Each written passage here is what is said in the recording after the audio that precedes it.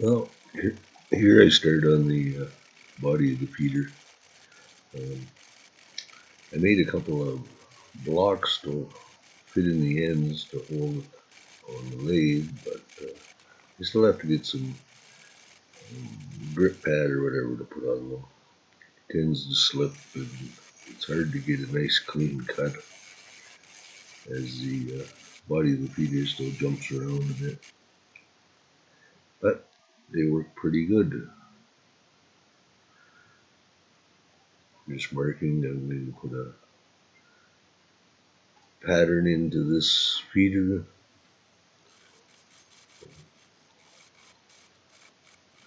That I put a rounded bead in the middle and taper it off to the ends.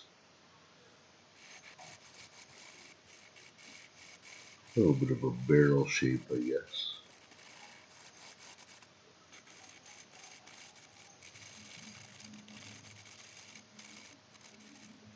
Yeah, it's hard enough on this soft wood. I make the body in that out of old pallet wood, and a lot of it's just a type of spruce or a softer wood. And softer woods aren't as easy to turn. Hardwoods turn much better. But they're great for practice and they're great for birdhouses and bird feeders. The softwood.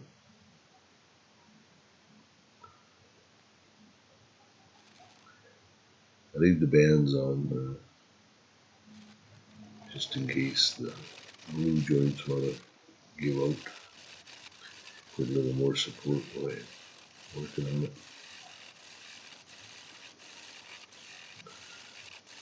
Main thing is to stay away from that bands. Don't hit them.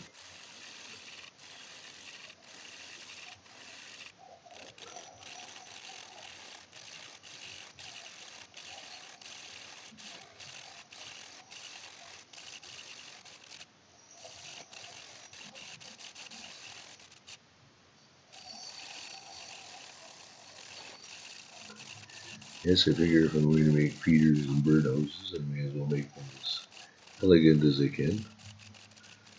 Add decor to the garden.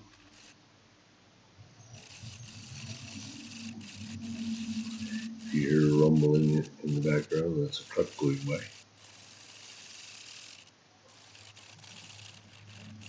The farmers are hard at it in the fields.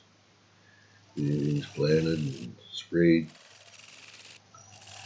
We come roaring through our little hamlet quite often.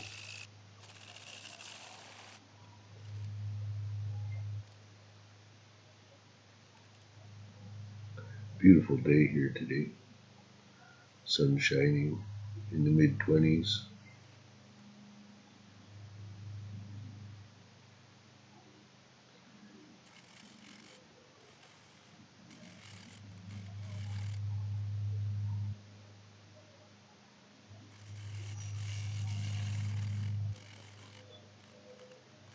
I hope these are all staying safe and during this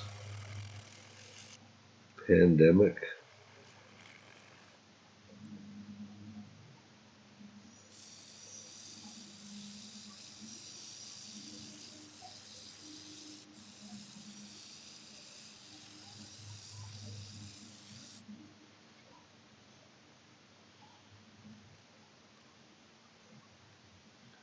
I'm glad I have the shop at home.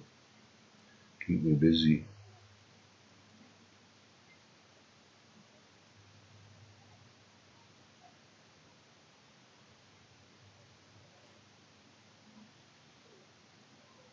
I always shine it up. I'm just putting shellac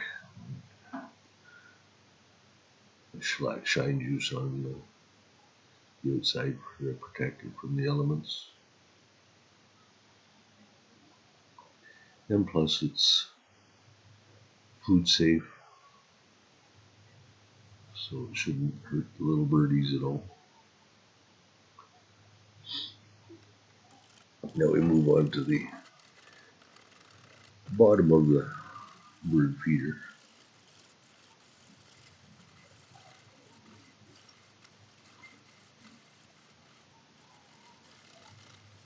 just rounding things off. This is the dish part that I'm working on there. That'll catch the seed as it comes out.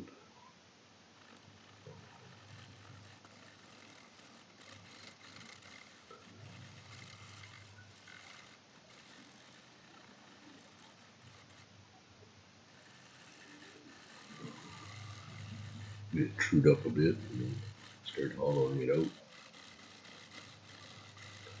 I only have to hollow the edge deep for the seed, as the bird feeder will take up most of the center as it sits in there.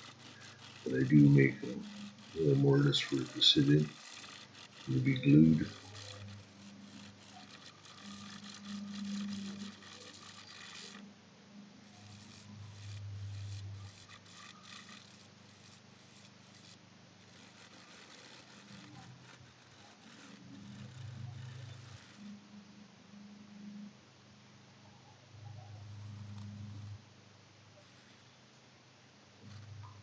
There's a hole all the way through the bottom and the top where a rope will go. Hold the whole thing together. The top will be loose so you can lift it off or slide it up the rope and put more seed in. And slide it back down, position the feeder again.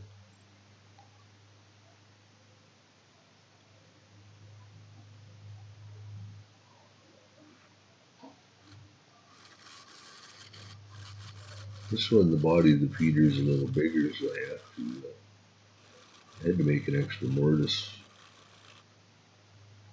to flip this around and finish off the bottom. But it wasn't a big issue. See, my jaws will only go up to about 4¼ inches, and I think the bottom of the body was about 4½ inches wide or across.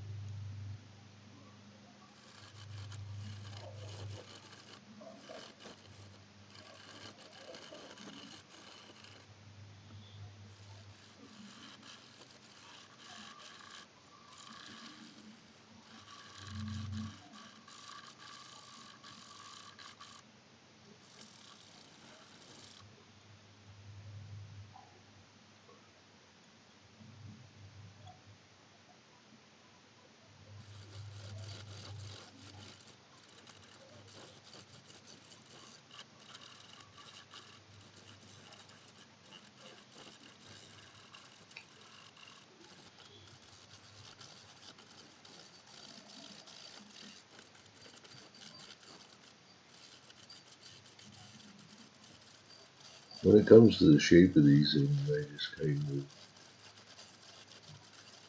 get something in mind as I'm doing it. I don't lay it out and have anything really planned. I just,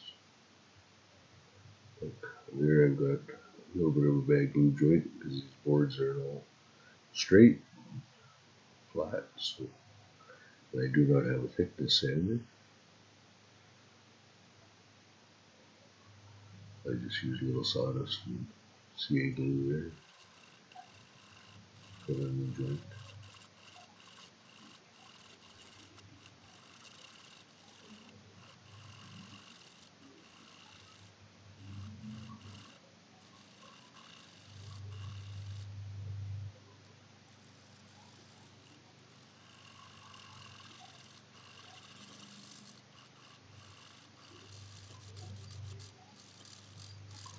Kind of nice working with this soft wood. It goes quickly. But if you notice, there's more tear out, and it's even when you scrape it, try to get that vinyl finish or close to it, so there's not so much sanding. It's not so easy. And then, of course, it's not too bad because being a softer woods, the sanding is quite easy.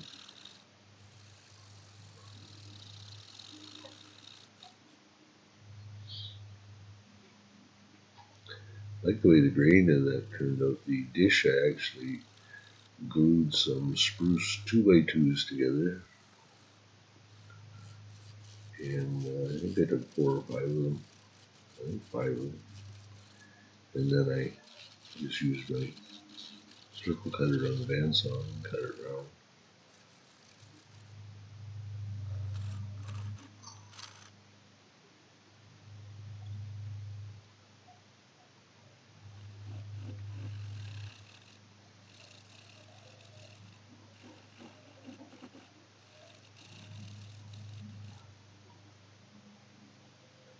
Make a little divot in the end there, because I will make a little knob that fits over the rope and helps hold the knot in place so it doesn't slip through.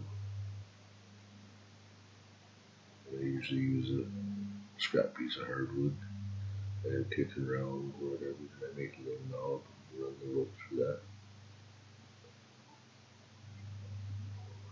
I do usually put a nut on the end to help hold the knot.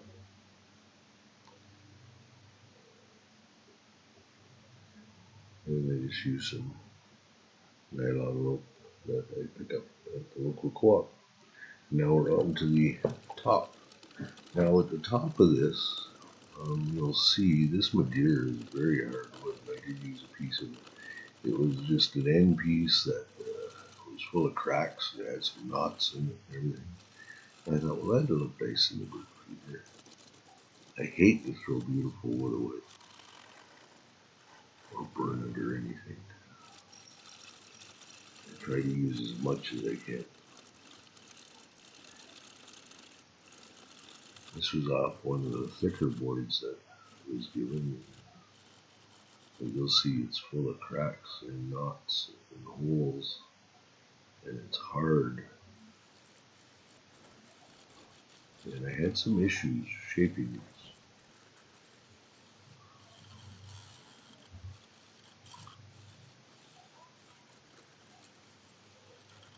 This part was easy, just rounding it off of that.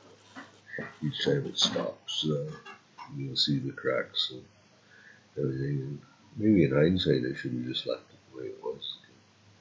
The beauty of what Mother Nature had done to it.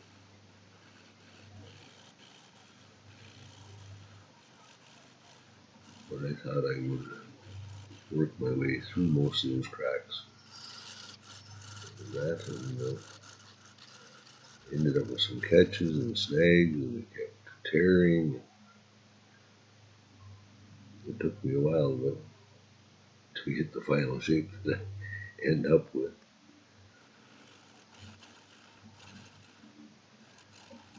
Now here I'm making a mortise, and of course I like to drill it out so it's not so heavy. So I do hollow the top a fair bit to reduce the weight.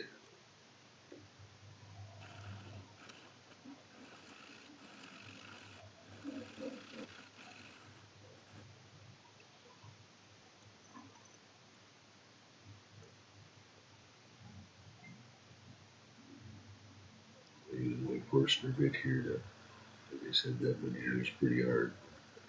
I didn't want to spend all afternoon just trying to hollow with this top. But I'll just drill some.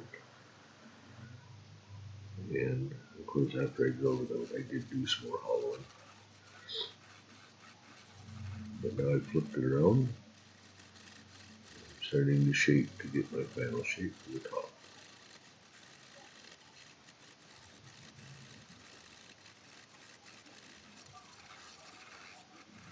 I don't put any shellac or anything on the inside. I do sand the inside a little bit. But I do not put anything on the inside of these bird feeders or the bird houses.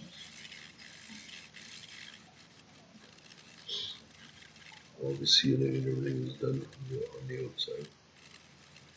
Now if the birds get in there and they get picking away at the walls right in there. Not eating any chemicals. But mind you, there are no chemicals really. In shellac, it's basically shellac, alcohol, and linseed oil is my shine juice.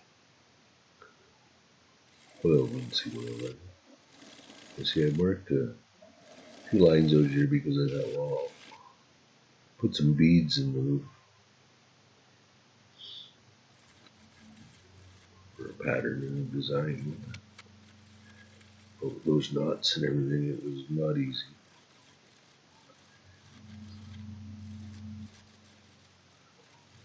I went and sharpened up my tool and came back. I finally got the shape. Now I'm sanding it. Here we go. We've sealed it. And just putting on the final coats of shine juice here from the top.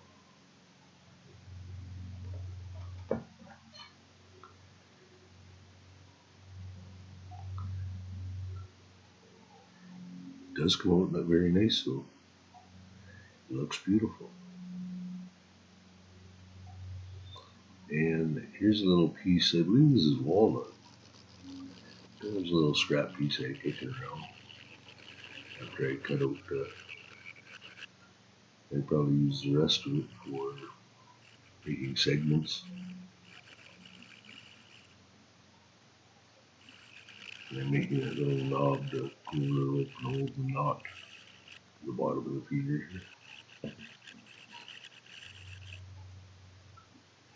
And yes, I've already drilled it out with a half-inch drill bit, and then I just hollowed it out a bit for the knot to sit in there.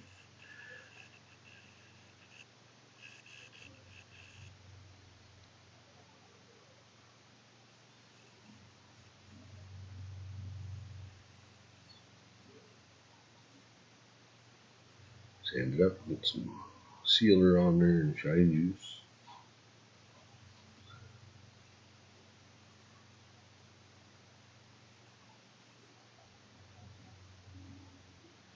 When it comes to fine work and beautiful work, what I found working in the cabinet industry and everything for so long is it's all in the detail.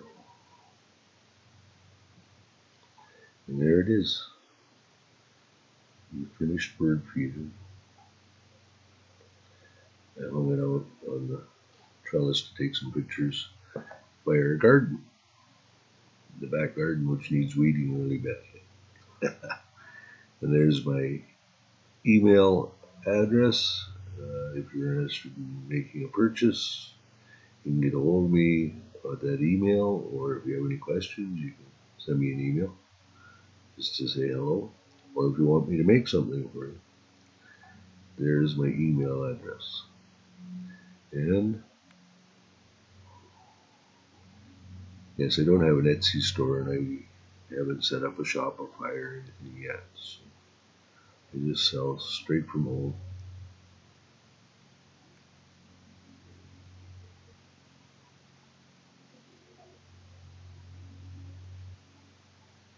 As you can see, summer has arrived, or spring has arrived, and the weather is beautiful. There you go, some glamour shots. You all have a great day. I'm so glad you took time to watch. Bye for now.